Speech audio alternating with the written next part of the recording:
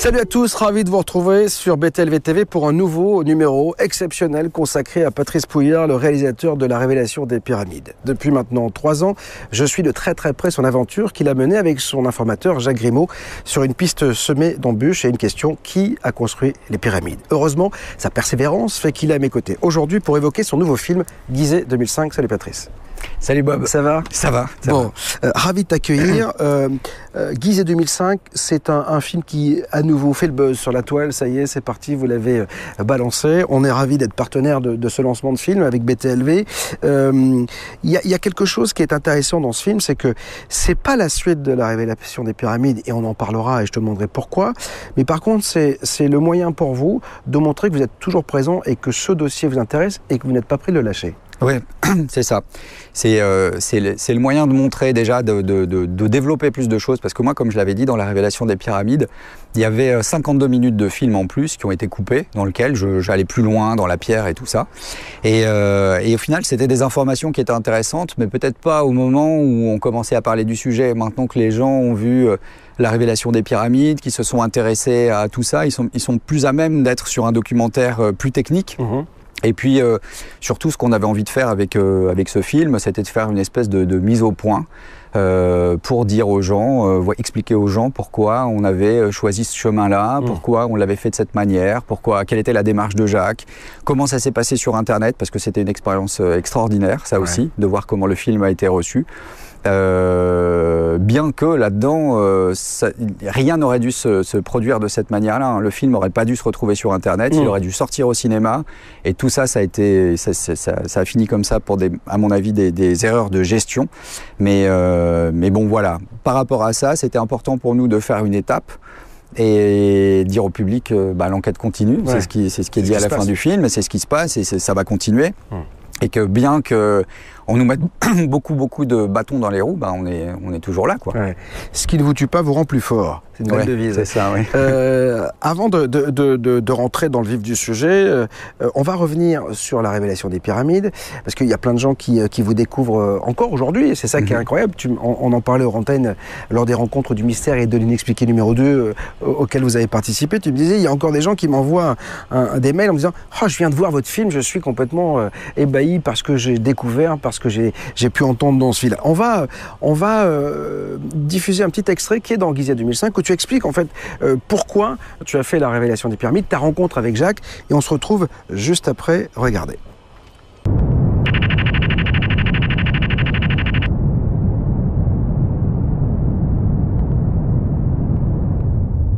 2,618 hectomètres ici et 3,1416 décamètres. On enlève les mètres, on garde cela, on fait le plus grand chiffre moins le plus petit et on retrouve notre unité de mesure. » Cet homme s'appelle Jacques Grimaud. Il est l'informateur de mon film La Révélation des Pyramides, auteur d'un livre du même nom, livre que nous avons tous les deux adapté pour en faire le scénario du film.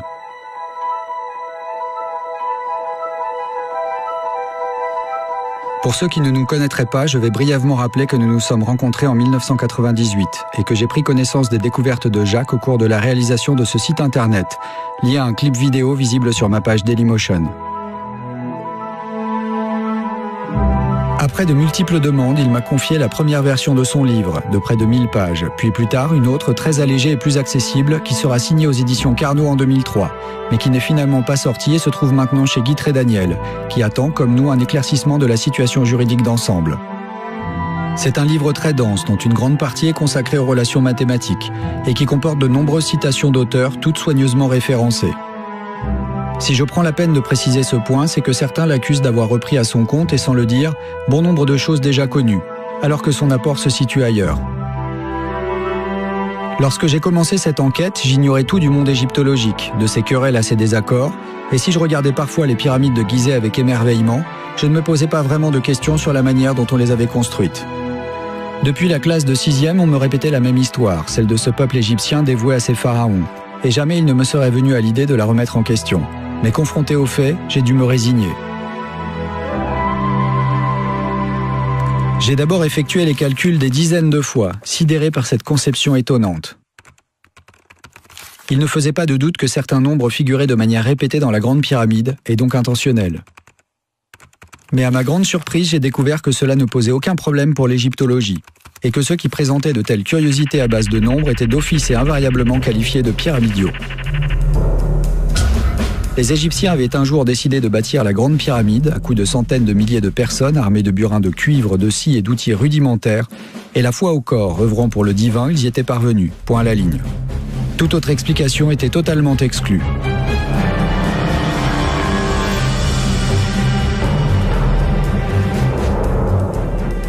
Alors j'ai lu tout ce que j'ai pu sur le sujet. De nombreux auteurs avaient remarqué d'étonnantes choses concernant la Grande Pyramide et d'autres constructions de l'Égypte et du monde, mais jamais encore les faits n'avaient été ainsi ordonnés, justifiés et reliés entre eux.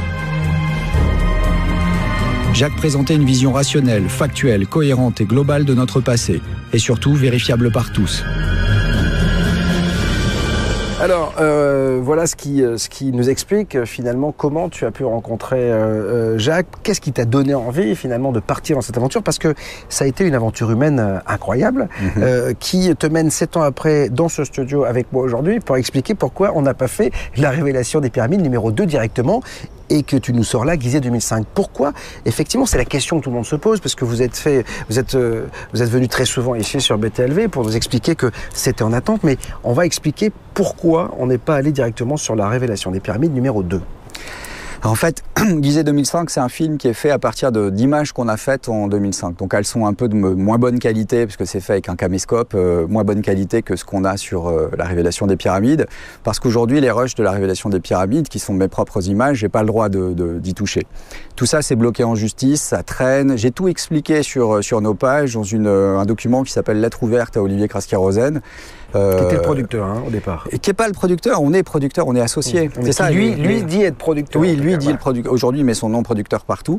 Mais on est associé à la base. Enfin, c'est simplement on va dire un deal d'associés qui tourne mal pour des raisons étonnantes. Mais il se trouve que j'ai fait cette lettre il y a 3 mois parce qu'on a posé ces questions par courrier recommandé, on a posé ces questions en assemblée, on a posé toutes sortes de questions. En 7 ans, depuis 7 ans que durent les problèmes, et depuis 4 ans maintenant qu'on est en procédure lourde au TGI, on n'a jamais eu de discussion, on n'a jamais eu de quoi que ce soit. Je veux dire, le travail qu'on a fait sur Gizeh 2005, il aurait pu être fait sur la révélation des pyramides.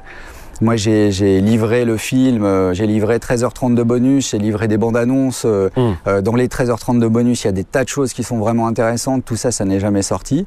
Le film a été exploité complètement de travers. C'est un vrai fiasco en termes de production, c'est dommage, mais par rapport à ça, aujourd'hui, c'est bloqué. Je veux dire, on voudrait nous empêcher de travailler, on s'y prendrait pas autrement. Le livre de Jacques, par exemple, n'est pas sorti parce que il est sous le titre La révélation des pyramides, qui est le titre de Jacques à la base, et équanime avec son dirigeant n'a pas trouvé mieux à faire que de déposer le nom du livre. Ce qui fait que le livre est chez Très Daniel, qui veut le sortir sous le nom La révélation des pyramides, puisque ça lui semble légitime, et c'est comme ça que le deal avait été fait. Et aujourd'hui, il n'a pas envie de sortir le livre sous un autre titre. Donc l'affaire va se régler, le livre sortira, mais en même temps, c'est illégitime. Moi, ce titre appartient à Jacques. Alors, la chose là-dedans par rapport à cette histoire ubuesque, c'est que nous, par rapport à la manière dont la boîte de production s'est comportée, qui est notre boîte de production, mais dont on a été un peu exclu du fonctionnement, nous, on a résilié nos contrats, ça a mis du temps, donc les gens s'impatientent en se demandant, mais ils s'en sortiront jamais, c'est compliqué. Donc on a résilié nos contrats et on a pu faire Gizeh 2005, là maintenant. On sait qu'on va se faire attaquer parce qu'avec ce genre de personnes, on sait que ça ne s'arrête jamais, ça continue tout le temps. On a des avocats qui travaillent derrière, les choses sont blindées, nous on est droit dans nos bottes comme on dit, donc on n'a pas de soucis. C'est simplement la justice est un peu lente et quand on sait bien la manipuler, on peut faire traîner les choses. Voilà, donc c'est pas grave, on va continuer. Maintenant, on a voulu arriver près du public avec une étape pour montrer, pour dire voilà, on est toujours en vie, ne vous inquiétez pas, on n'a pas lâché l'affaire. On n'est plus que jamais convaincu de l'utilité de cette démarche après cette expérience sur Internet. Et maintenant, on va partir sur la suite. Alors, comment elle s'appellera? C'est la suite de notre travail, ça ne sera pas la suite de la révélation des pyramides. Comment elle s'appellera? Là, maintenant, j'en sais rien. Je sais qu'on a gagné des procédures et des parties en justice importantes, vraiment, qui sont décisives, qui font qu'aujourd'hui on est là sur Gizeh 2005. et qu'il y a encore d'autres, parce que ça fait durer le plaisir, hein, je veux dire, en plus d'empêcher des gens de travailler, ça monopolise les tribunaux pour des choses qui pourraient se régler, ça coûte cher à tout le monde, pour des choses qui pourraient se régler simplement par une discussion qui n'a pas lieu. Mais c'est quand même hallucinant, parce qu'en plus ce monsieur n'a jamais rien fait d'autre que ce projet-là, et si encore ça avait été une grosse boîte de prod qui par ailleurs avait produit plein de choses, mais en fait il se raccroche à une danseuse qui est votre danseuse en plus, c'est ça qui est incroyable. Et qu'il n'exploite pas. C'est ça qui est dingue. S'il passait devant nous au volant d'une Ferrari en klaxonnant en disant regardez les gars, vous êtes dans la merde, mais moi j'ai ça, ça n'a jamais été notre motivation, l'argent pour ça, et les gens le voient depuis qu'on est sur internet et qu'on répond à tout le monde et qu'on fait toutes sortes de choses, personne nous paye pour faire ça. Ça fait partie de la chose, d'accompagner les gens. Moi on m'a reproché de répondre au public, notamment la personne dont on parle m'a reproché de répondre aux gens du public, de répondre aux auditeurs quand on était passé là, comme s'il fallait que quand j'ai une personne qui m'envoie un message, je lui demande si elle a vu le film sur internet de manière illégale ou si elle l'a vu sur Planète, le seul endroit où il était diffusé d'ailleurs, mais Planète c'est une chaîne payante. Et donc si la personne n'avait pas vu le film par le bon canal, j'avais pas à lui répondre, enfin c'est du grand n'importe quoi. Il faut un moment... Nous, on fait ce travail-là, on l'accompagne. De l'autre côté, c'est un très beau projet. Alors, il y a l'argent autour et on nous accuse de faire de l'argent. On m'accuse tout autant de faire Oui, voilà, mais de toute façon, à partir du moment où on donne, enfin moi, personne ne me donne, hein, c'est ce que j'explique, mon boulanger me donne pas son pain, pourtant je suppose qu'il est passionné, mon dentiste aussi. Les gens du net, les trolls, comme on les appelle, ils ont du mal à comprendre. Ben oui, c'est après, on est dans un système, dans une économie. Alors, il y a des tas de gens qui disent, mais pourquoi Jacques ne donne pas tout ce qu'il sait? Alors, il y en a qui veulent la date. J'ai dit, moi, Jacques, c'est pas Paco Rabanne, hein. Il va pas, quand bien même on en a parlé de ce truc-là, quand bien même il y aurait une date, ça n'a aucun intérêt. Il faut pousser le raisonnement jusqu'au bout. Soit cette hypothèse-là est fondée et il y a effectivement une civilisation qui nous a laissé quelque chose et qui nous avertit. Et à ce moment-là, si elle le fait, fin de la révélation des pyramides, si elle le fait, c'est parce qu'il y a les moyens d'en réchapper, sinon ça n'a aucun intérêt. Je te préviens, donc voilà. Attention, tu peux te préparer. Tu vas mourir le 15. Voilà. Ça n'a aucun intérêt. Donc si elle fait ça, c'est parce qu'il y a des possibilités où il y a peut-être quelque chose qui est attendu. Alors attendu par qui? On s'en fiche pour l'instant. On avance et on raisonne par les faits. Les gens qui brusquent la chose, c'est les gens qui veulent avoir la réponse tout de suite. Mais si on leur donnait la réponse tout de suite, ils diraient ah non, c'est pas possible, j'en veux pas, démontrez-le. On préfère avancer et avancer doucement, et je pense que c'est suffisamment clair dans Guizet 2005, l'aspect pédagogique, parce que Jacques a envie que tout le monde puisse avancer, comprendre, réfléchir, et surtout, et c'est ce que je m'efforce d'expliquer en permanence, c'est qu'il ne faut pas que les gens croient. Il faut que les gens, simplement, utilisent cette superbe machine qu'on nous a donnée, qui est le cerveau, et ça fonctionne pareil chez tout le monde, et c'est comme le corps, hein, il faut le muscler, on travaille la mémoire et tout ça, et ça se développe. Et il faut que les gens utilisent ça pour faire jouer par leur intuition, par leur discernement, par tout ça, voir est-ce que c'est vrai, pas vrai, est-ce que c'est possible de découper une pierre, j'en sais rien, renseignons-nous, qu'est-ce qu'on fait aujourd'hui, enfin, c'est pas un gros travail. Ou alors, si on n'a pas envie de le faire, on adhère à quelque chose en disant c'est ça ou c'est ça. Mais là, c'est de la croyance. Et ça n'a aucun intérêt. Mais non. Et on n'est pas, contrairement à ce que les gens disent, on n'est pas là en train de faire une secte. On ne demande pas aux gens de croire. Au contraire, l'intérêt dans tout ça, c'est que quand tu commences à croire à quelque chose, paf, il y a quelque chose qui vient pour t'empêcher et te pousser à t'orienter vers autre chose. Et il n'y a jamais, par exemple, je vais prendre un exemple très concret, la découpe des pierres, on n'en sait rien. Alors, justement, puisque tu parles de choses qui ont pu interpeller certaines personnes sur Internet, on est tombé sur un monsieur un jeune homme qui s'appelle Samuel Buisseret, voilà, et qui regarde chez lui le film, prend un micro et essaye de démonter les choses. Et j'ai voulu volontairement sortir 3 extraits de ce personnage pour que vous puissiez y répondre, parce que ça m'a semblé tellement simple en fait d'être derrière un écran et de dire oui, alors je me suis renseigné, voilà, écoutez-le et on se retrouve juste après. Samuel Buisseret. 5e prouesse, la pyramide est alignée vers le nord avec une précision stupéfiante. Alors j'ai un petit problème ici, c'est qu'ils mettent 0,05 degrés. Sur Wikipédia, j'ai trouvé 3 minutes et quelques, je ne sais plus trop. Enfin bref, quand j'ai fait le calcul, je suis plutôt tombé sur 1,5 degrés. Je suis pas géomètre, je suis pas tout ça, j'ai essayé de refaire leur calcul, je suis tombé sur des résultats différents. Ça ne veut pas dire que c'est eux qui ont tort, ça se trouve c'est moi qui ai tort, qui ai raté un truc. Je sais pas comment précisément on calcule les minutes, ce genre de truc. Enfin, j'ai essayé de me démerder. En tout cas, je voudrais quand même revenir sur une chose, elle est alignée vers le nord avec une précision stupéfiante. Certes, mais pas parfaite. D'autant que la suite du documentaire essaye de nous faire comprendre que ce serait une espèce de civilisation supérieure aux Égyptiens à l'époque qui aurait aidé à la construction des pyramides, enfin si j'ai bien compris. Regardez le documentaire, hein, quand même. Faut pas prendre tout ce que moi je dis comme ça. Bon voilà, les mecs ils se repéraient avec les étoiles, etc. Ils ont aligné la pyramide vers le nord, ils l'ont très bien fait, légèrement décalé quand même, et il faut quand même bien se rendre compte que nous-mêmes, on a été capable de déceler ce décalage. Donc notre civilisation est quand même largement supérieure à celle qui a construit les pyramides. Alors il faut un petit peu calmer le côté « on n'y arriverait même pas aujourd'hui ». Voilà. Donc c'est juste hallucinant. C'est vrai qu'on a la sensation là de voir un petit peu une animation de supermarché, je te le cache pas, avec son micro, etc. Ouais, bon, ça c'est la forme. Mais ça c'est la forme. Mais hélas, le fond est pas. Mais voilà, plus, c'est que il est très agréable, ce garçon. Il a l'air sympathique. Oui, en plus, il y a regardé le film. Ce qui est hallucinant, c'est qu'on a la sensation que ceux qui démontent finalement sont vos meilleurs marketeurs. Hein, c'est-à-dire que voilà. Mais qu'est-ce qu'on a à répondre à ça? C'est-à-dire qu'en fait, il dit même lui, je suis regardé sur Wikipédia. Je vous informe juste que Wikipédia, c'est pas la réalité. C'est une encyclopédie participative. Donc, vous pouvez mettre tout et n'importe quoi. Vous pouvez dire que même je suis une femme transsexuelle. Vous voyez ce que je veux dire? Et si je ne l'enlève pas, ça restera sur la toile. Donc, il faut bien faire comprendre. Ça, c'est une chose que tu dis à tout le monde. Voilà, je le dis. Je suis un transsexuel. Voilà, je dis pas opéré, mais bientôt. Mais dans tous les cas, non mais tu vois, et il dit d'ailleurs, j'ai fait les calculs, mais bon, je sais plus très bien, etc. Donc on est là même pas dans l'exactitude, et il y en a plein des comme ça. Oui, il y en a plein.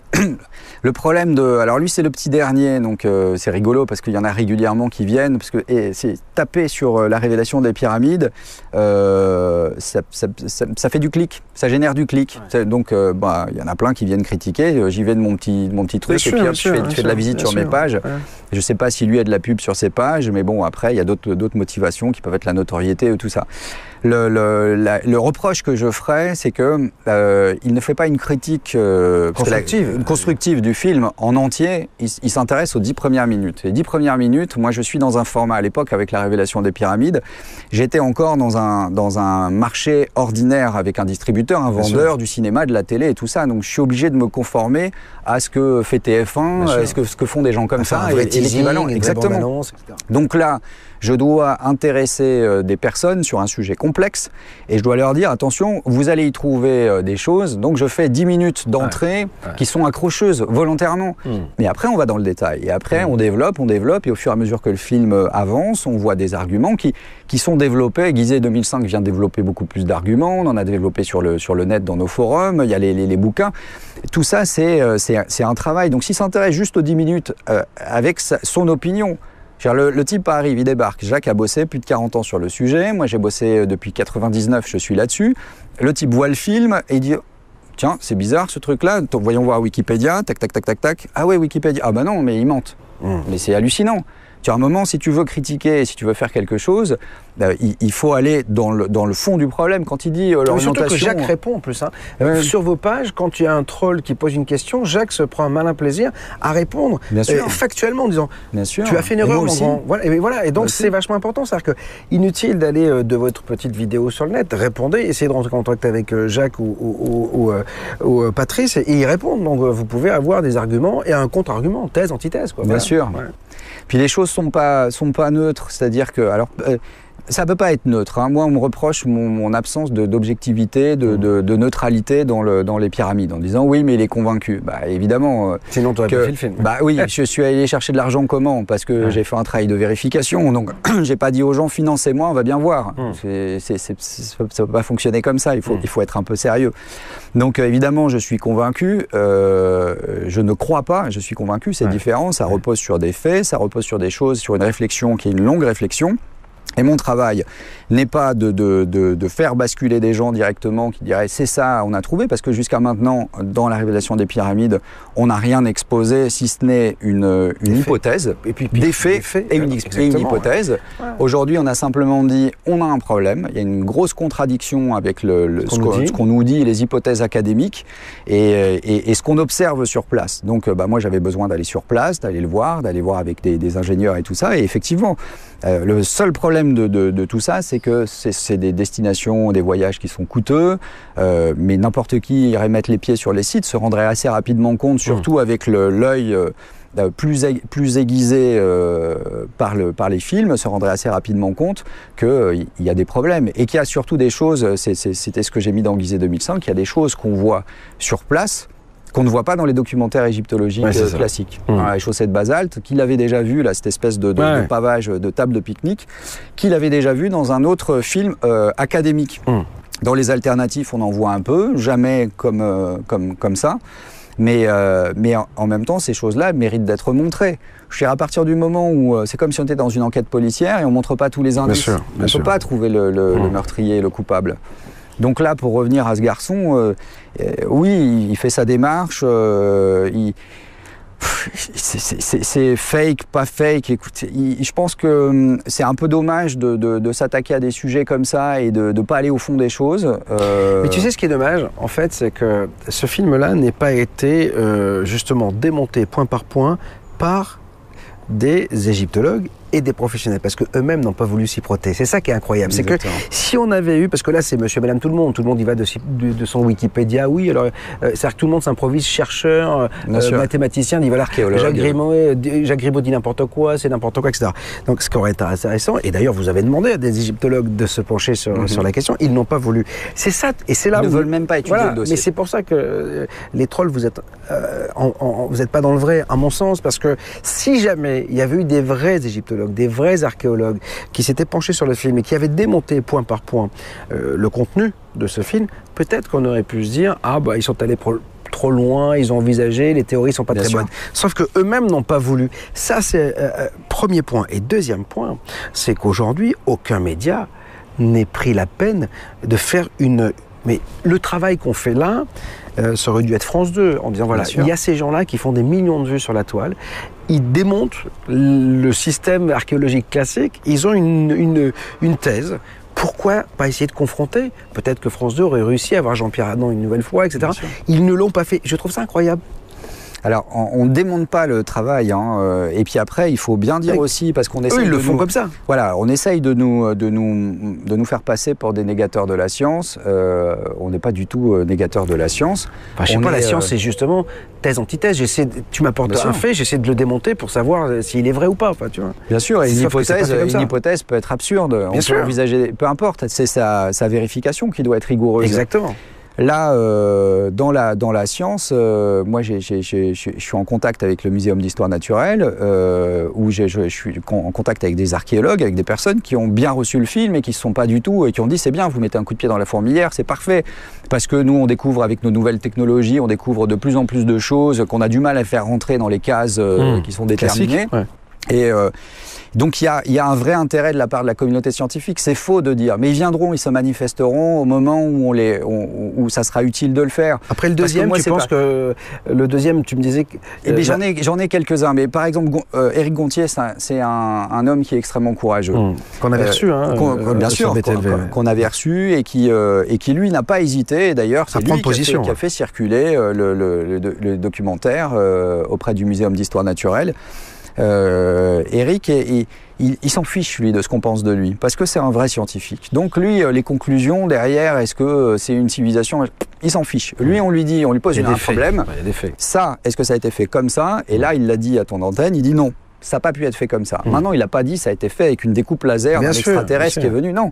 Il dit simplement ce que j'observe, et c'est aujourd'hui ce que tous les chercheurs, les chercheurs honnêtes sur la question, ne savent pas comment ça a été découpé. Tu mets le mot là où ça fait mal, c'est qu'en fait le fantasme il vient c'est les extraterrestres, que tout le monde veut que c'est les extraterrestres qu'on fait. Et en fait le fantasme il vient de là. Il me dit oui, si c'est pas les Égyptiens, c'est qui alors? Donc fatalement on est dans le fantasme. Et ce que dit Gontier, c'est attendez, moi je ne sais pas qui c'est, mais aujourd'hui à l'heure actuelle avec les moyens que l'on a, on ne peut pas le faire, ça peut pas être fait comme ça. Donc après, qui l'a fait, je ne sais pas. Exactement. Ce que je vous dis, c'est que moi, je ne suis pas capable de le faire comme ça. En tout cas, comme quand vous êtes allé voir le monsieur qui fait des pierres, là, voilà, et qui, l'usine, là, il dit, mais il faut le façonner avec des machines, on ne peut pas le faire à la main. Voilà, ça c'est un fait. Après, qui l'a fait? On le découvrira peut-être dans les autres numéros. Mais dans tous les cas, rien que sur ces faits-là, on ne peut pas vous attaquer. Et on ne peut pas attaquer Gontier ou les gens qui viennent témoigner. Parce qu'eux, ils sont partis sur des fins en disant, nous, avec les moyens qu'on a aujourd'hui, on ne peut pas le faire. Alors c'est pas, je remets, c'est pas avec les moyens qu'on a, parce qu'aujourd'hui on a d'énormes moyens. Oui, mais il faudrait les mêmes à l'époque. Ben voilà, c'est ça le problème. on remet, pareil, on remet dans le contexte. Alors, je veux juste faire un truc par rapport à Eric. Eric a été courageux et maintenant, il y a beaucoup de gens qui l'appellent en lui disant « Ah, vous avez participé à ça, c'est formidable, j'aimerais bien en savoir plus. Mais moi, j'ai pas envie aujourd'hui d'exposer d'autres scientifiques parce que chez les trolls, il y en a qui viennent dire « Ah oui, mais attendez, il est quoi, Gontier? Il est ethnominéralogiste. Ah oui, non, mais il est pas géologue, alors qu'il est docteur en géologie. » Enfin, c'est un ponte. Ouais, oui, mais on n'est pas sûr. Finalement, le pays il a volé une orange. Quand il avait 17 ans, on l'a vu faire ceci ou cela. Et voilà. Et comme il s'attaque, par exemple, l'ingénieur Chris Wise, qui est l'ingénieur structure qui a fait le Millennium Bridge, mais il a fait des tours de 200 mètres de haut, il a fait c'est une star de ce métier.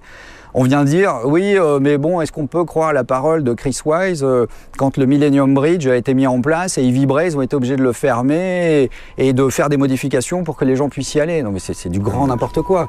Le type était en plus sur la BBC à la tête d'une émission, il présentait une émission sur comment ils ont fait ces choses-là, il étudiait les sites romains, il étudiait toutes sortes de choses, pas du tout versé dans nos hypothèses. Lui, il est par rapport au sujet, on lui montre quelque chose, il réagit, c'est tout. Et donc, j'ai pas envie, moi je m'en fiche. D'ailleurs, maintenant, ce qui s'est passé entre il y a 7 ans et aujourd'hui, c'est qu'on fait un Google sur mon nom et ça sort de partout, pas franchement toujours des choses agréables. Mais j'ai pas envie d'imposer ça à d'autres. Donc les gens, les scientifiques, je veux pas les... Justement quand c'est des gens intègres et quand c'est des gens qui sont un peu moins à l'aise médiatiquement, qui sont très bons dans leur recherche et tout, mais un peu moins à l'aise face caméra et tout ça. Tu peux te faire je veux pas les exposer à ça. Donc maintenant, ce qu'on a abordé et ce qu'on a fait jusqu'à maintenant, donc il y a beaucoup de faits qui sont copieusement éludés. Mais dans tout ce qu'on a fait, c'est des choses que tout un chacun peut vérifier. Dans tous les cas, vous avez quelqu'un qui vous soutient énormément. Je ne sais pas si vous l'avez rencontré parce qu'il était aux rencontres du mystère et de l'inexpliqué numéro 2. C'est un ancien chargé de conférence de la Sorbonne qui est Paul-Georges Sansonetti qui dit « Ils font un travail formidable. Regardez ce film, c'est hallucinant. » Alors que je vous mettrai peut-être en rapport avec lui parce que c'est un mec fabuleux. Moi, c'est mon papa d'intelligence. Je lui dis toujours à chaque fois que je parle avec vous, j'ai l'impression d'être intelligent. Donc, et je me dis que si j'avais eu un prof comme lui, j'aurais peut-être fait des études. Tu vois ce que je veux dire? Tellement le mec est à la portée de tous, il est intelligent et surtout, il envisage. Encore une fois, on n'est pas sur des croyances, on envisage. Exactement. Et ça, quand vous comprendrez qu'il ne faut pas croire, mais envisager, ça change tout. Alors, je te propose de regarder un deuxième extrait de Gizeh 2005. C'est sur un site qui n'est pas évoqué dans la révélation des pyramides. C'est le site, voilà, très peu. Alors, c'est le site d'Abou Gourab. On se retrouve dans un instant, juste après cet extrait.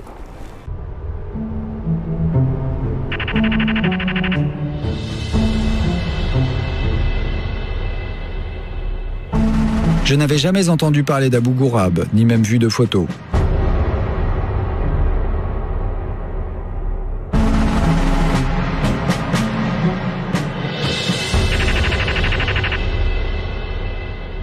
Selon Ludwig Borchardt, l'égyptologue allemand en charge de ce site à la fin du 19e siècle, il s'agirait à l'origine d'une pyramide tronquée surmontée d'un obélisque estimé par lui à 50 mètres de haut.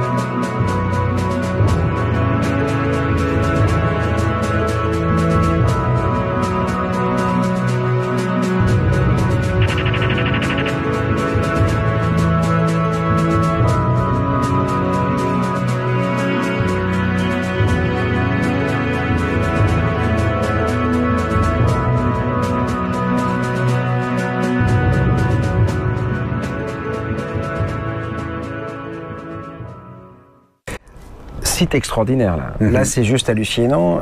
Quand tu le découvres, t'as les bras ballants, tu te dis c'est pas possible, quoi. Oui, parce que d'abord, j'ai le regard affûté. Alors, 2005, c'est ce que je répète, c'est le moment où je vais en Égypte pour la première fois pour un voyage qui n'est pas un voyage touristique. C'est-à-dire que j'y vais avec un guide comme Jacques et on écume les sites de 7h du matin jusqu'à la fermeture, 5h30 le soir. On est là tout le temps, mangeant une pomme et un verre d'eau, ça c'est Jacques. Et on filme plein de choses. Donc, je me rends compte que déjà, toute cette connaissance théorique que j'ai par les livres, d'un côté les livres académiques et de l'autre les livres alternatifs, je me rends compte de beaucoup plus d'autres choses aussi, parce que souvent c'est des chercheurs qui n'ont pas pu se déplacer, donc ils récupèrent une photo ou un truc, mais ils ne se rendent pas compte que tout autour il y a plein de choses. Comme moi c'est mon métier, on arrose, on fait des photos, voilà, pour garder des traces de ça. Et quand je débarque sur ce site où on nous dit d'un côté moins 3002, d'un autre moins 2005, ça c'est Wikipédia, en fait on ne sait pas bien quelle est la date de ce site, il est très peu étudié, on n'en parle pas beaucoup. Le plus gros travail a été fait il y a une centaine d'années à peu près. Je me retrouve sur un site des premières dynasties égyptiennes où là je me rends compte qu'on a du granit d'Aswan, donc 900 km de là, qui est parfaitement ajusté, taillé, même presque un peu plus précisément que sur le site de Gizeh, en tout cas en meilleur état de conservation parce qu'il était dans le sable, donc on voit à l'origine comment il devait être. Et je vois des parements de granit, je vois surtout ces espèces de vasques qui sont qui ont un aspect, une espèce de design très particulier. Incroyable. Je dis, mais qu'est-ce que ça fait là? J'ai pas l'impression de me trouver en Égypte avec des pharaons, des sarcophages, enfin l'imagerie traditionnelle. En tout cas, dans l'imagerie, quoi. Bah oui, je regarde ça, je vois comment c'est taillé. Le type, l'égyptologue qui a travaillé dessus dit que globalement, ça devait être un obélisque de 50 mètres. Enfin, un obélisque de 50 mètres. Ouais. On est sur quelque chose qui est hallucinant.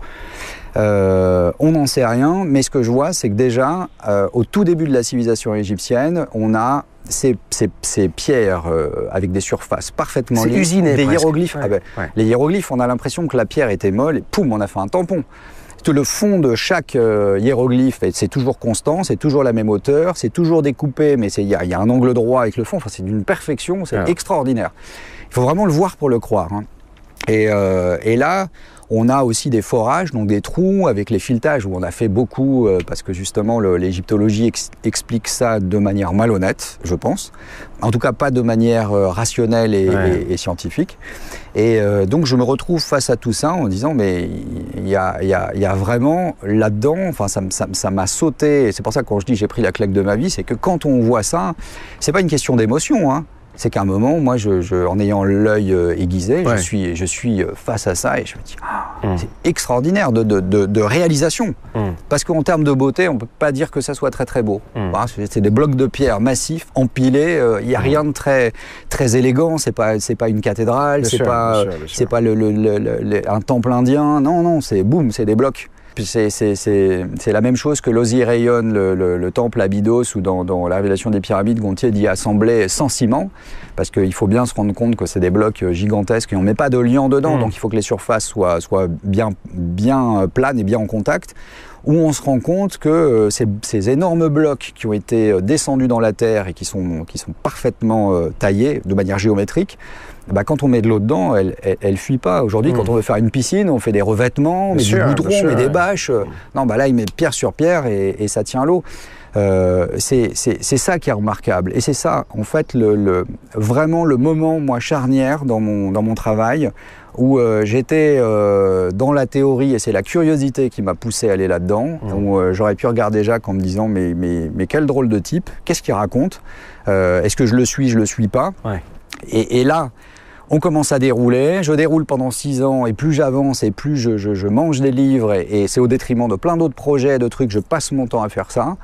Ensuite, je vais sur place. Au moment où je vais sur place, je me dis, bon, ok, si je fais rien, je pourrais plus me regarder dans une glace puisque c'est mon métier. Ouais, bien sûr. Et là, c'est ma tristesse. J'aurais été agent immobilier, j'aurais dit, écoutez, moi, je peux rien faire, j'aurais essayé de trouver un réalisateur.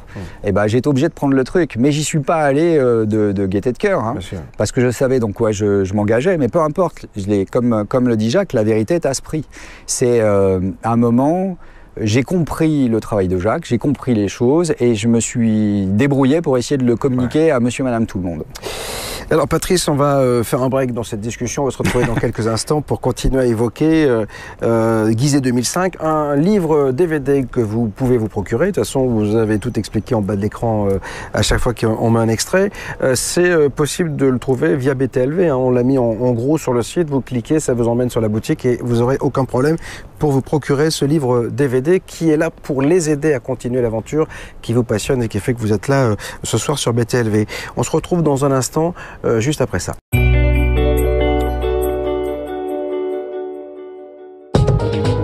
Les 5 et 6 septembre prochains, BTLV.fr vous propose un week-end ufologie à Bougarache. 2 jours pour un programme exceptionnel. Le samedi 5, conférences, table ronde, films sur le sujet OVNI et banquet géant. Le dimanche 6, partez à la découverte d'une montagne unique. Randonnée sur le mont Bougarache accompagné par des guides. Vivez un moment inoubliable. Et pour terminer, enregistrement de l'émission Bob vous dit toute la vérité. Infos et réservations sur btlv.fr, onglet événements.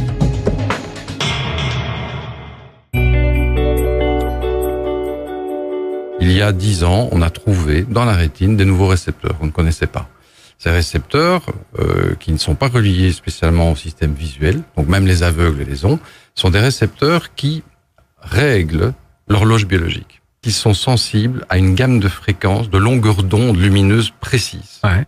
En fait, c'est très précisément la couleur du ciel bleu. Ah oui, d'accord. Donc, quand on vous envoie du bleu, que ce soit continu ou clignotant, vous avez un effet sur ces récepteurs et ça va bloquer, par exemple, la mélatonine, qui est l'hormone du sommeil. D'accord. Alors, c'est des lunettes à la fois en image et en son, c'est ça ? Voilà.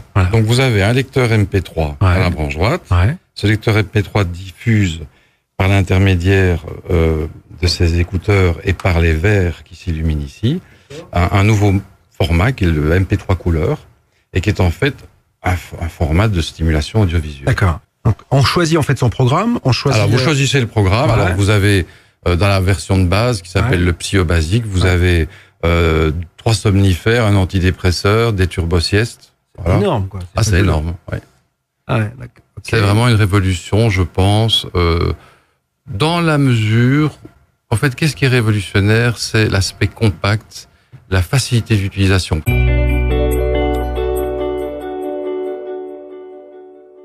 Bienvenue pour la deuxième partie de cette émission consacrée à Guizet 2005, un livre DVD qui va vous donner des informations sur la suite du travail de Patrice Pouillard et de Jacques Grimaud, auteur et réalisateur de La Révélation des Pyramides. Patrice, Guizet 2005, c'est un bouquin plein d'infos quand même, et un DVD plein d'infos, hein, il faut le dire quand même.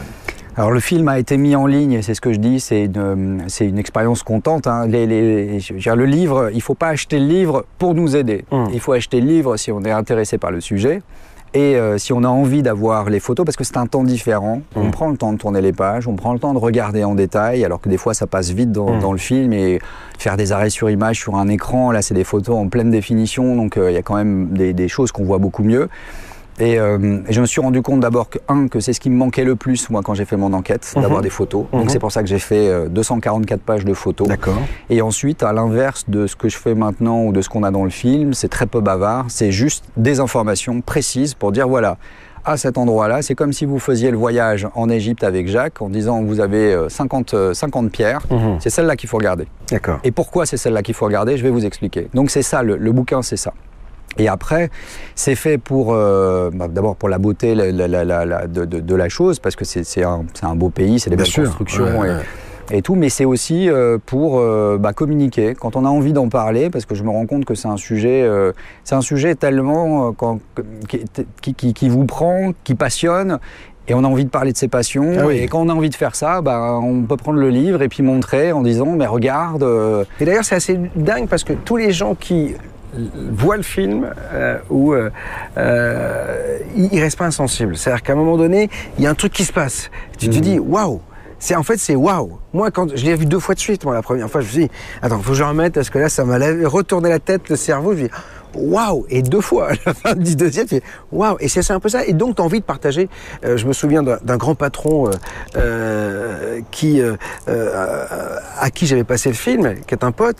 Il a passé à tout le monde en disant à tous les grands publicitaires parisiens, en disant mais regardez, c'est ouf ce truc-là. Et en fait, il en parlait comme si c'était la révélation des pyramides, une vraie révélation. Ouais. C'est ça qui est assez dingue, c'est que les gens, ça les chamboule, ça les bouscule. Mais c'est aussi pour ça, et on va revenir un petit peu sur les extraterrestres, parce que beaucoup, ils voient là l'œuvre de l'extraterrestre. Ça chamboule pour ça, parce que comme on ne sait pas qui, fatalement, on va chercher quelqu'un ailleurs. Le problème, c'est que y en a qui envisagent ça, l'hypothèse extraterrestre, parce qu'on ne trouve aucune trace. Enfin, on est censé trouver aucune trace. Donc, à partir du moment où on ne trouve pas de trace de civilisation, ça veut dire qu'elle n'est pas ici. À partir du moment où le sens du progrès n'est pas remis en question, c'est-à-dire que l'homme des cavernes jusqu'à aujourd'hui, si on veut expliquer une civilisation avancée avec des moyens, forcément, elle n'est pas terrestre. Maintenant, c'est un sujet qui est un sujet difficile. Je veux dire, c'est comme Dieu, c'est comme tout ça. Moi, pour ma part, je me suis souvent prononcé sur ça. J'ai jamais vu d'extraterrestre, j'ai jamais vu d'ovni. J'admets la chose. L'univers. Tu l'envisages. Voilà, l'univers étant tellement vaste que j'ai pas de problème à envisager ça. Maintenant, comment ça se manifesterait ? Ça dépend. Ça peut être des gens comme nous, aussi belliqueux que nous, et si on les rencontrait, ça se passerait mal, parce que l'un essaierait de prendre le pouvoir sur l'autre, comme on fait la Terre fonctionne. Ouais. Ça peut être des gens très élevés, ça pourrait être des gens très éveillés, et auquel cas ils feraient comme nous on fait aujourd'hui avec les peuples entre guillemets dits primitifs qu'on a décidé de laisser vivre en paix, parce qu'on sait très bien que si on va les voir et on va discuter, c'est la fin de leur peuple. Ça peut être des peuples moins avancés, auquel cas ils n'ont pas la place de se déplacer, enfin je ne sais pas. Tout ça pour dire que je ne me fixe pas là-dessus, et que je suis déjà, pour beaucoup de gens, je suis déjà suspect par le fait d'envisager cette possibilité. Or, si tout le monde avait sillonné l'ensemble de l'univers, qui est assurément extrêmement vaste, et était revenu en disant, écoutez les gars, on a fait toutes les planètes, il n'y a rien, là, à ce moment-là, moi, je continue à dire, non, mais attendez, c'est peut-être une dimension parallèle, et vous comprenez.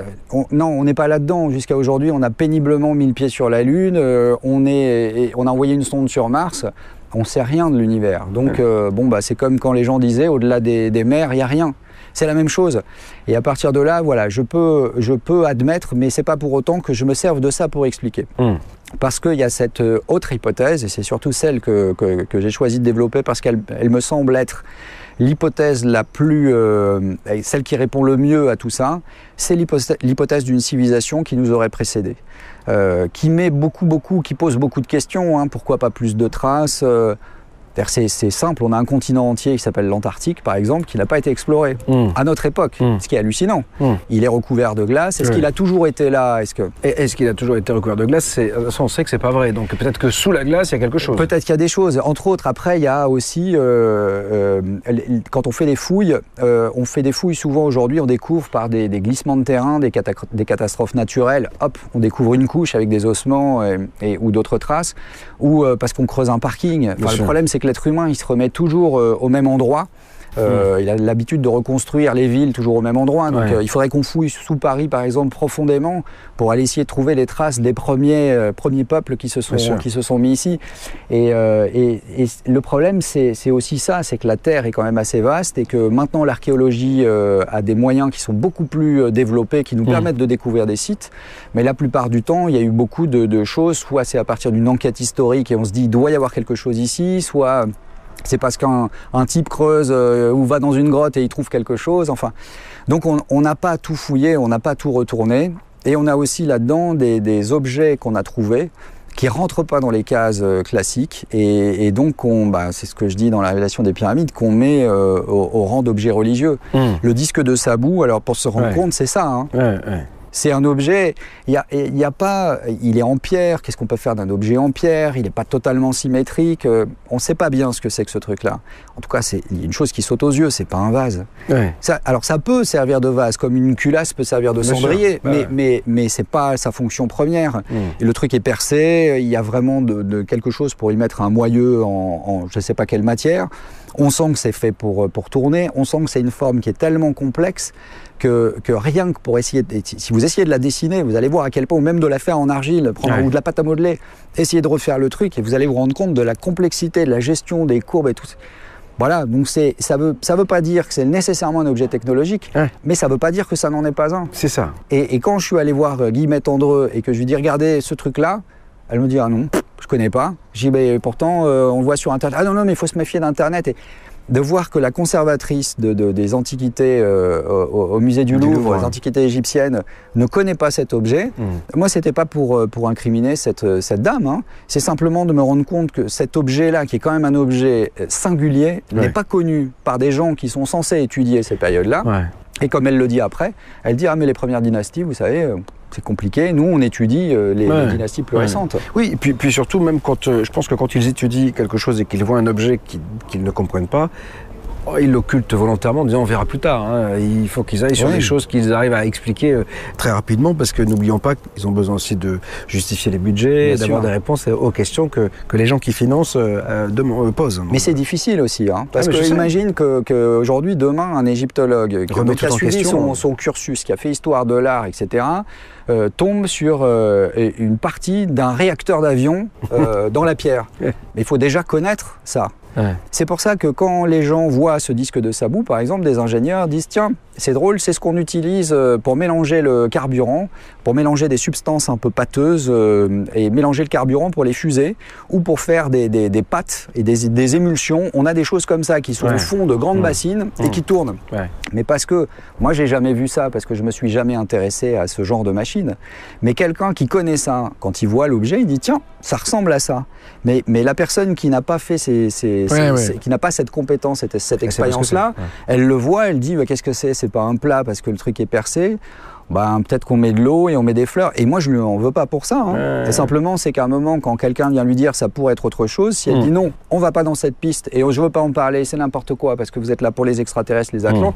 Je dis non, là, il ne faut pas fermer la chose. On dit voyons voir, allons dans cette piste et voyons où cette piste va nous mener. Et si elle nous mène nulle part, on arrêtera.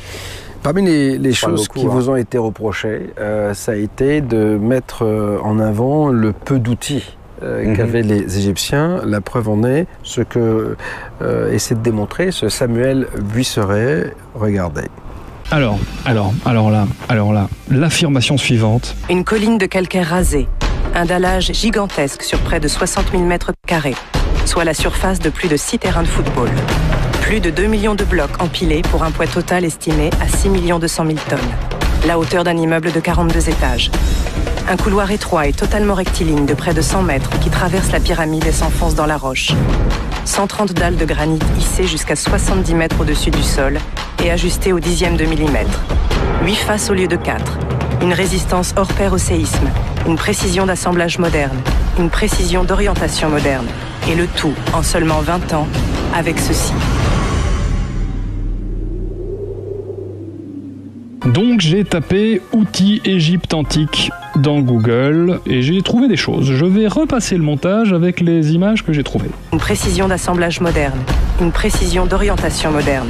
Et le tout en seulement 20 ans avec ceci. Voilà, alors lui, il démontre en fait que vous n'avez pas montré suffisamment d'outils. Mais quand on regarde les siens, c'est les mêmes. C'est les mêmes, ils ne sont pas plus avancés que les autres. Et là encore, c'est un effet de contraste. Bien sûr. Alors ok, on me dit c'est de la manipulation, c'est pas vrai, mais d'abord c'est une chose qui est pratiquée tout le temps et partout, dans tous les films. Tu vois, il ne faut pas se leurrer, tout le monde fonctionne comme ça. On est dans une forme artistique, même un peintre, quand il mélange des couleurs, il va jouer sur le contraste, sur la nuance, pour créer quelque chose, pour créer une atmosphère. Si je fais ça, c'est pas... Évidemment, j'aurais pu montrer 2-3 autres outils et tout, mais ça n'aurait rien changé, c'est la nature des outils. Bien sûr, c'est la nature des outils. Ben oui, c'est tout. Quand on voit qu'il y a des trucs qui sont usinés, on se dit que c'est même avec d'autres outils qui sont de la même nature, on n'aurait pas pu le faire. C'est ça. Et évidemment qu'il n'y avait pas juste une pierre et un burin que tout le monde s'est prêté pour fabriquer tout ça. Il y avait plein de choses. Mais ce sont des choses qui sont comme ça, aussi simples. Aussi rudimentaires. Aussi rudimentaires. Et avec ces choses-là, alors c'est pareil, les types disent oui, vous dites que c'est pas possible de découper du granit.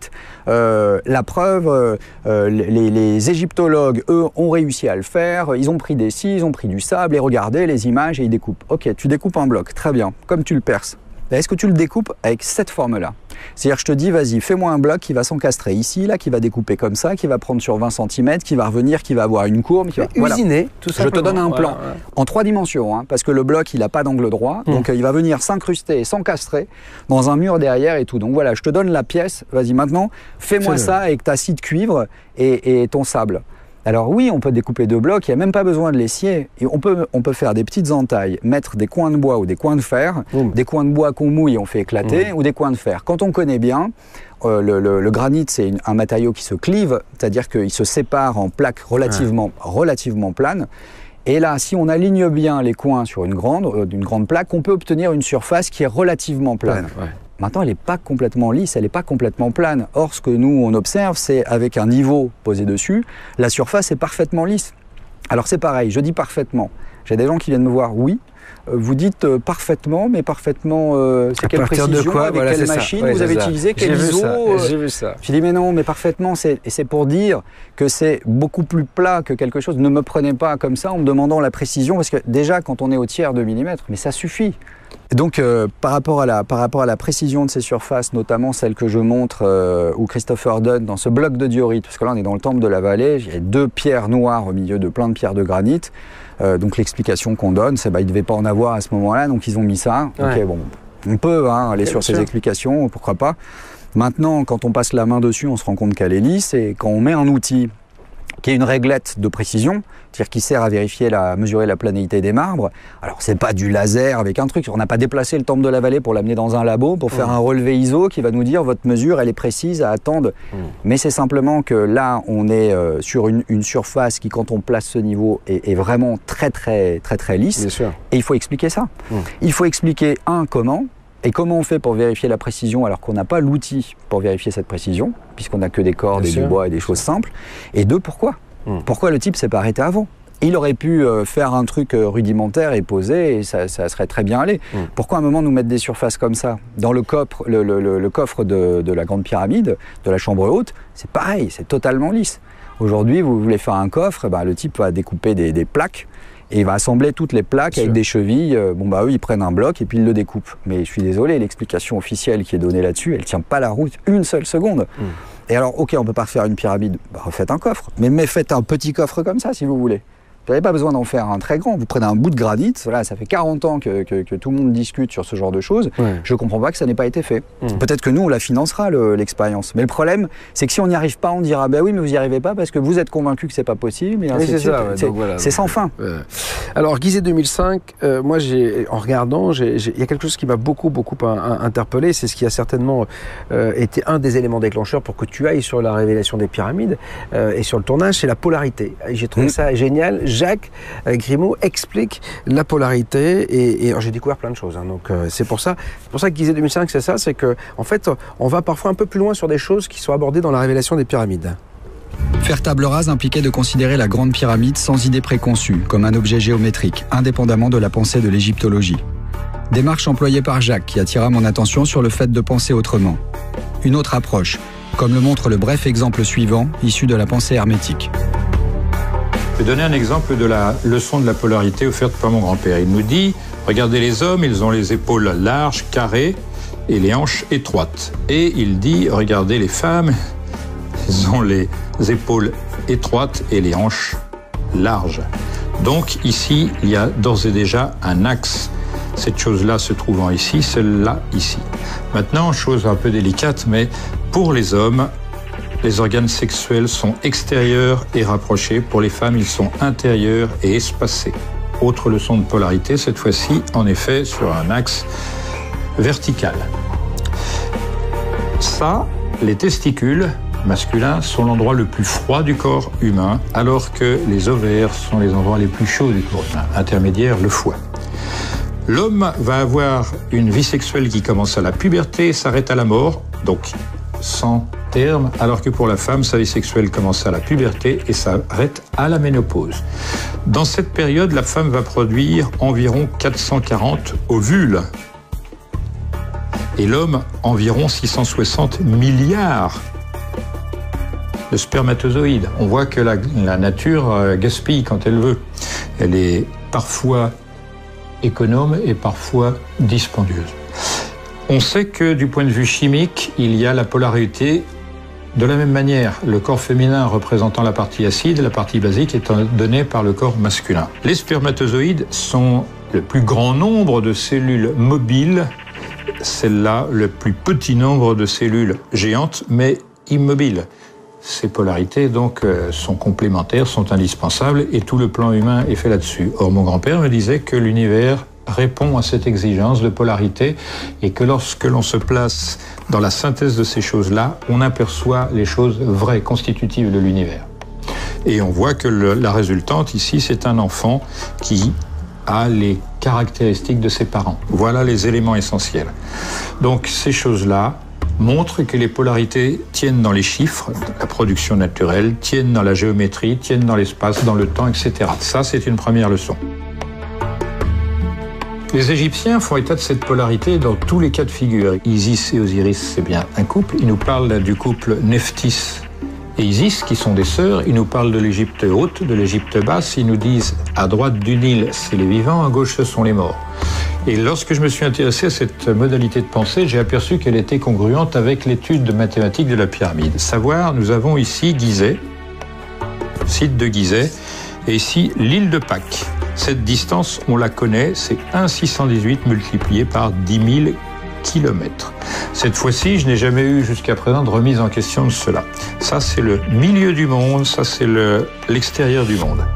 Mais là où ça devient intéressant, c'est que cette polarité dont j'ai parlé tout à l'heure se retrouve. Ici, nous avons comme soubassement des roches sédimentaires, c'est-à-dire faites par le dépôt des tests animaux pendant des millions d'années.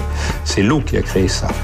Et là, nous avons des roches magmatiques. C'est le feu qui crée ces roches. Celle-là, c'est également la polarité. Autour de cet espace-là, il n'y a que de l'eau. Autour de cet espace-là, il n'y a que de la terre, hormis le Nil. Donc c'est cette polarité qui m'a guidé dans mes premiers pas pour vérifier si mes hypothèses, parce que je travaille selon la méthode heuristique, je pose une hypothèse, je vais vérifier par tout moyen et détruire cette hypothèse, ce que j'ai toujours fait dès mes débuts. Donc cette polarité est une des modalités de la pensée des anciens. Je ne dis pas des anciens égyptiens, mais des anciens en général, parce qu'on la retrouve exposée ailleurs. Je prendrai comme cas suivant Machu Picchu, qui est un site connu du monde entier, où l'on voit d'un côté Machu Picchu, qui veut dire ancienne montagne, et en face il y a Huayna Picchu, qui veut dire jeune montagne. Et là encore, il y a une relation de dualité, si les jeunes savaient, si les vieux pouvaient.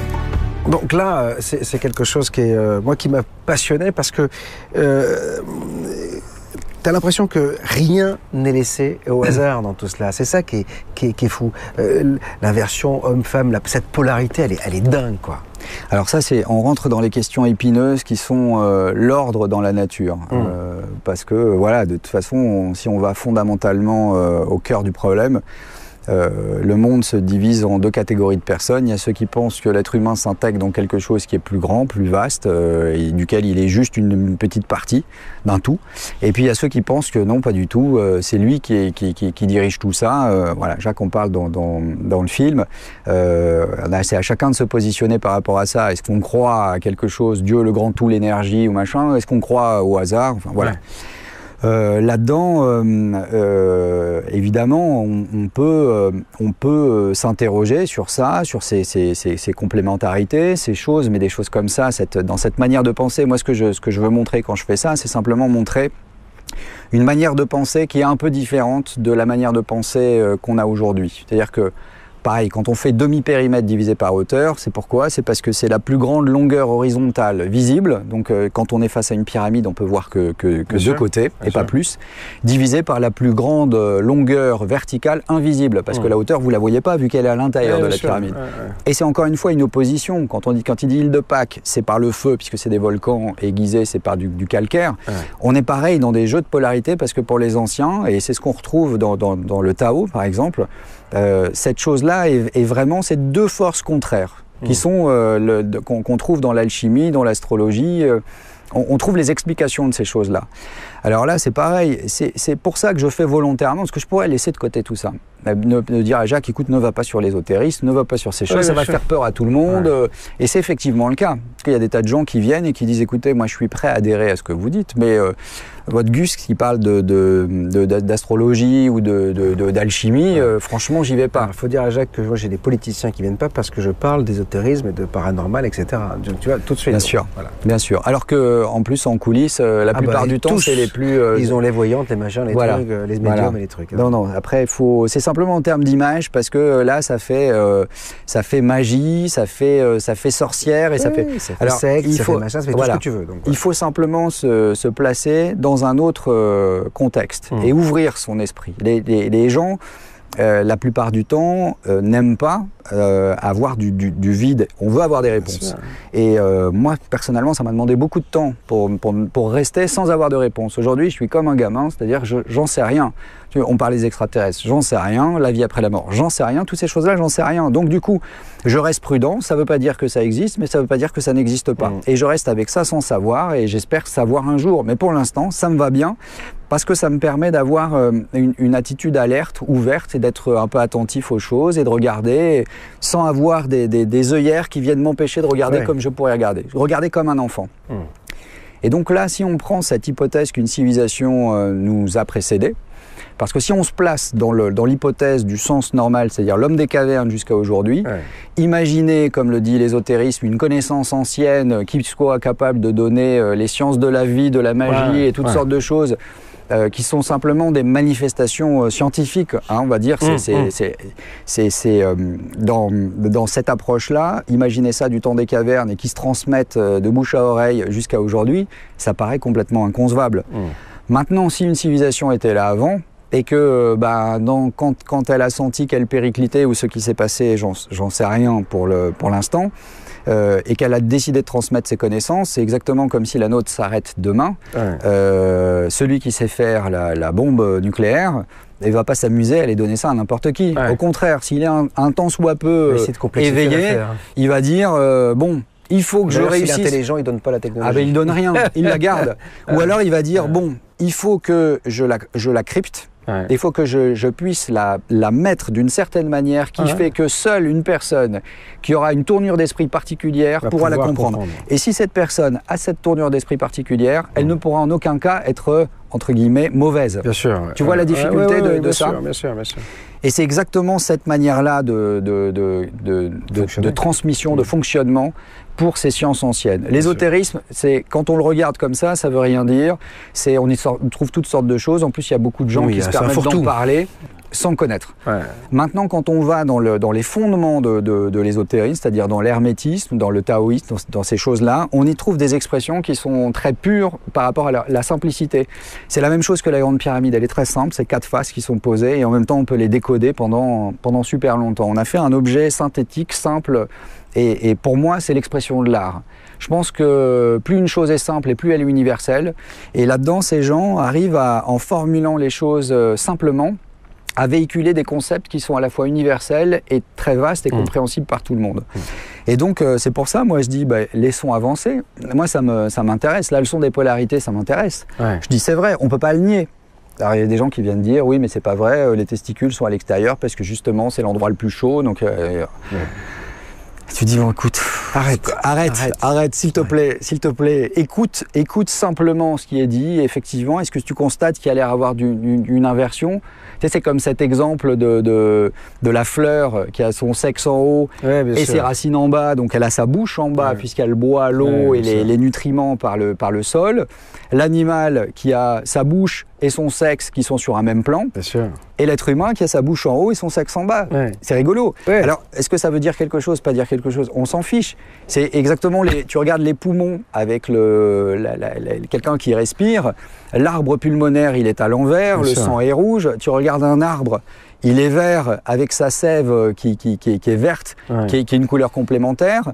Nous, on va respirer de l'oxygène, on va sortir du gaz carbonique, et le végétal, le jour, il va faire l'inverse.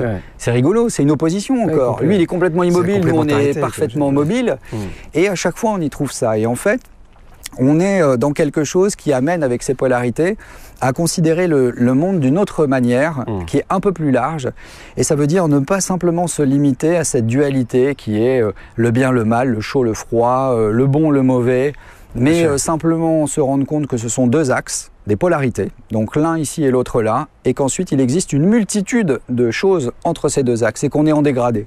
Pour les anciens, on pourrait dire qu'il n'y avait pas la mer et l'air, il y avait un dégradé qui allait de beaucoup de mer à de moins en moins de mer, et ainsi de suite.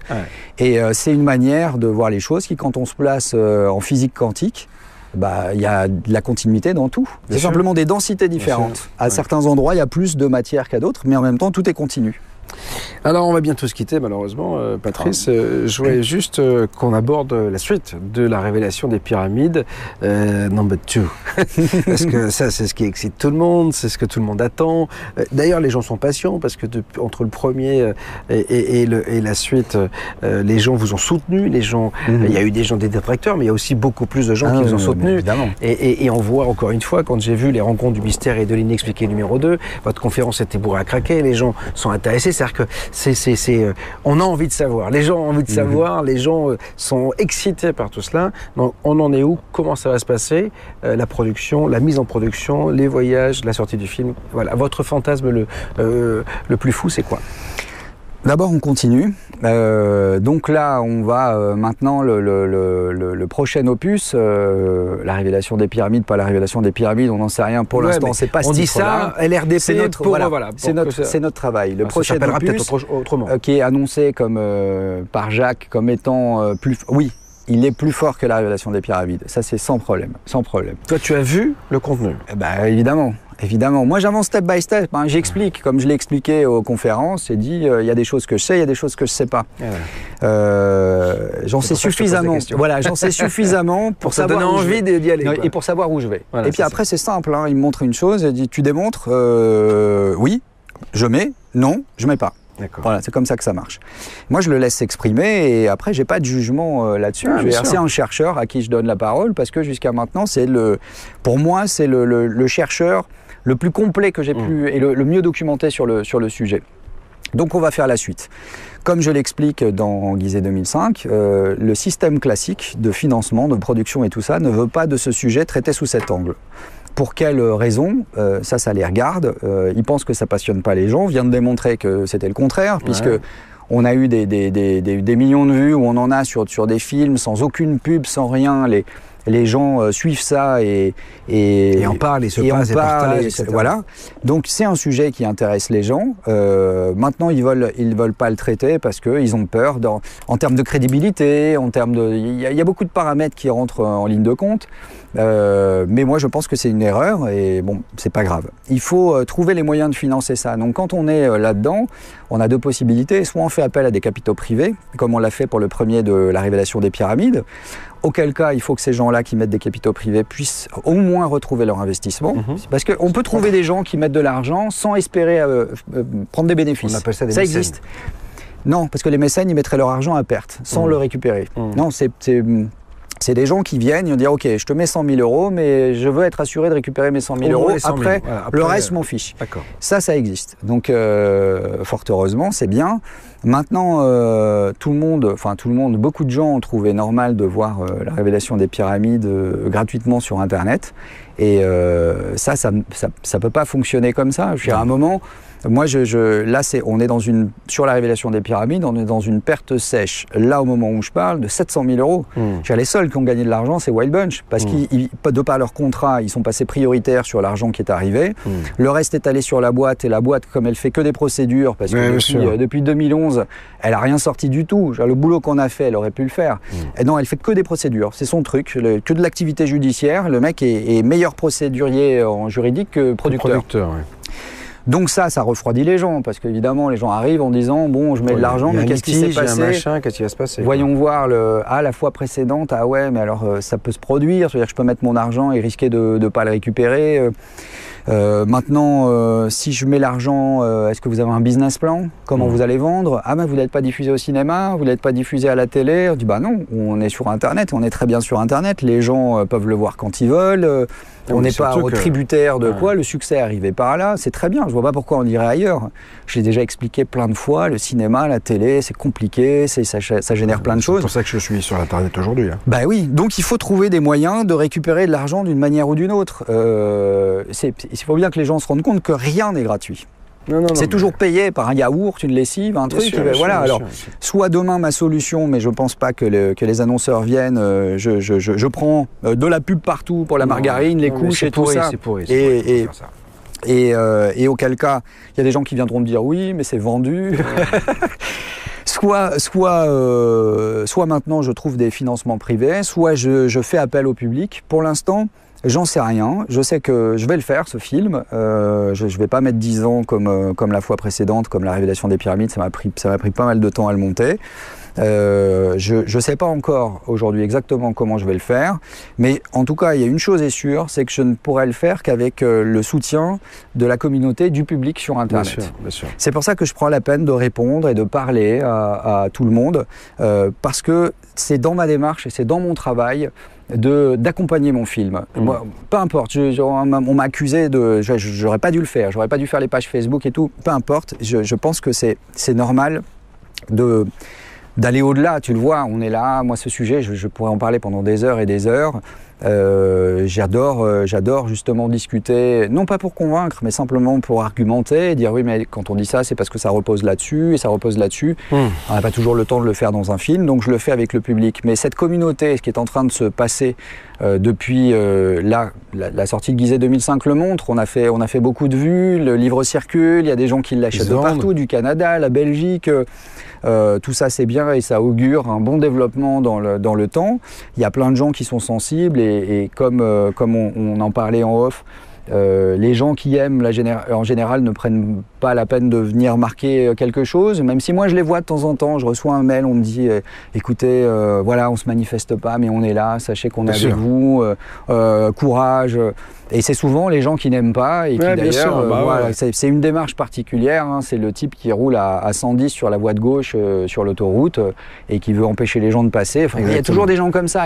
C'est comme ceux qui mettent la pagaille dans une classe, hein, il suffit d'un seul ou de deux pour que ce soit l'ensemble qui soit considéré comme une classe difficile.